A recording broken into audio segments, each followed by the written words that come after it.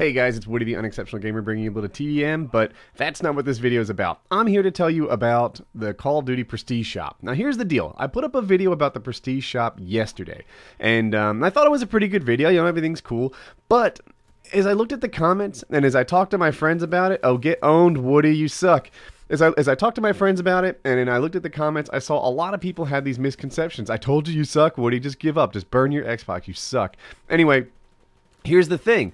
The comments and the conversations I had with my friend implied that I didn't really tell the story, the way that the Prestige Shop works as well as I had intended to. People had these questions, and a lot of times they were answered in the video. In my defense, it's just that, you know, it was like a 3-second passing mention to it, and it wasn't good enough. So here I am with a follow-up video to talk about Modern Warfare 3 Prestige Shop strategies. So let's get this thing kicked off. The first thing is double XP. So I mentioned it, but it still slipped by some guys. Double XP only lasts for 2 hours, which isn't as bad as it sounds. Like, it's not complete garbage, but it's not everything I want it to be. I don't think I'd be choosing this if I were to work my way through the Prestiges. The nice thing about the first 2 hours is, one, that's when you suck the most. God, make that period go by extra quickly. That's when you don't have your creative classes open. That's when you don't have very many weapons. And it gets you to the point where suddenly you can become competitive in these games. One thing I like about Call of Duty on a side note is that, you know, if you play this game for an hour and a half, then pretty much your excuse for sucking is removed. You know, yeah, you don't have every gun and everything, but you've got what you need in the first hour and a half. Your creative classes are open. You've got a couple, you know, usable weapons. You know, you don't need all your good stuff to play well. So anyway, double XP will take you through that first 2 hours a lot faster than you would have gotten through it anyway. Double weapon XP, same sort of deal. You know, 2 hours long, and you get your kick. The kick means you have less recoil on your gun. Flinch is a lot like Hardened Pro. You can get increased range damage, which maybe if you're a shotgun guy is a really big deal to you. Or any weapon. Heck, you know, how nice would it be to kill in 2 or 3 bullets at full distance? So anyway, yeah. The double weapon XP, also 2 hour thing, and it allows you to get your weapon proficiencies quicker than you otherwise would have. Good, but not the way I'd go. Here's the way I'd go for ranking up. For ranking up, I'd look hard at the regular, veteran, and hardened packages. Here's the deal. I am nearly positive that these packages are not just titles and emblems. Titles and emblems are nice, right? They're the little bling that lets the whole world know that you've got your star on your chest, right? Dr. Seuss reference, stars upon theirs. That you're, you know, a special guy. That's what these packages do with their titles and emblems. But I'm almost positive these things are also going to unlock challenges. Now, challenges don't help you rank up in those early painful levels, but they do help you rank up. And, you know, if you're like me, you find those levels at the end of your prestige to be just as freaking painful as the ones at the start. Like, I remember in COD 4, there were 55 levels, and you worked your way through those levels pretty easily. In COD 2, there were 70 levels.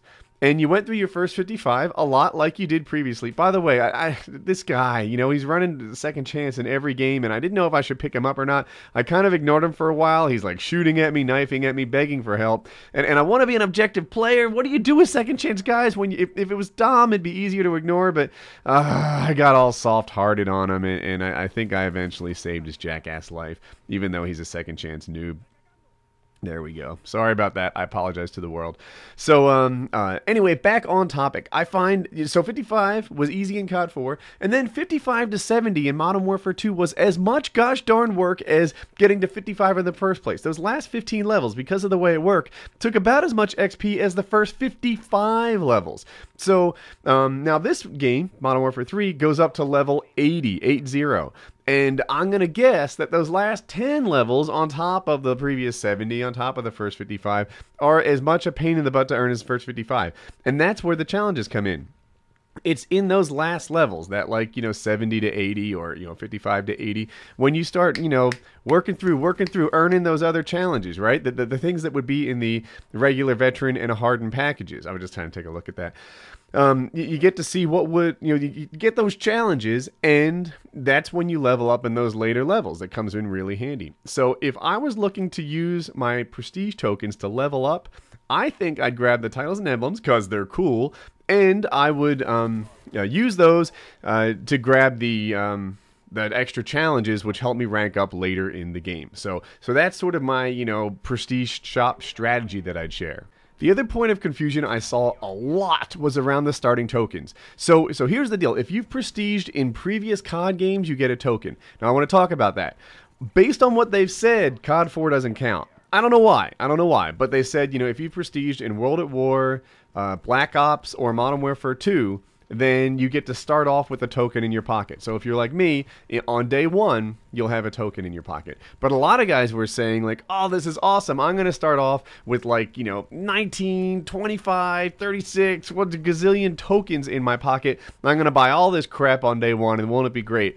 No, it won't. It won't. Because it doesn't matter if you prestiged once in World at War, or if you prestiged 10 times, 15 times, etc.